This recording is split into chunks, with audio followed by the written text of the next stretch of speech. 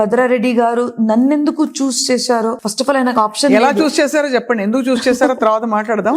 ఎలా అంటే మీ ఇద్దరిది డీప్ లవ్, మీ ఇద్దరిది డీప్ లవ్, సూపర్ఫిషియల్ లవ్ అని దాంట్లో రకరకాల ఏమి ఉండదు. Only one love. లవ్ అంటే ఏంది, ఇయాల రేపు డెఫినేషన్ మైట్ బి ఎనీథింగ్, కానీ లవ్ ఇస్ టుగెదర్నెస్.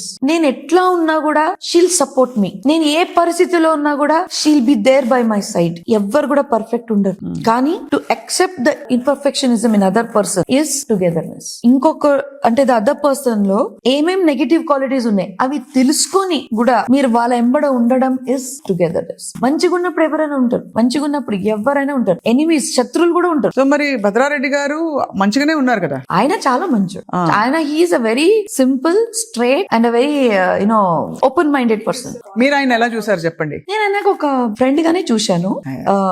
నిజంగా, ఎందుకంటే మీరు ఎండి మెడిసిన్ చేస్తున్నప్పుడు మీకు అసలు ఎవరు కనిపించదండి. మీకు పేషెంట్స్ కనిపిస్తుంటారు, వాళ్ళందరూ ప్రొఫెసర్స్ కనిపిస్తుంటారు, ఒక భయం ఉంటది, నేను పాస్ అవ్వాలి మనం అంటే. అప్పుడు ఆ టైంలో MD medicine I don't think so many women opted. And most of all MD medicine అయిన తర్వాత మీరు ఏమైనా చేసుకోండి, అది సెకండరీ. అది ఎట్లయినా మీరు పెళ్లి చేసుకోవాలి, ఎవరినో ఒక్కరికి వెతుకోవాలి, you have to set your life.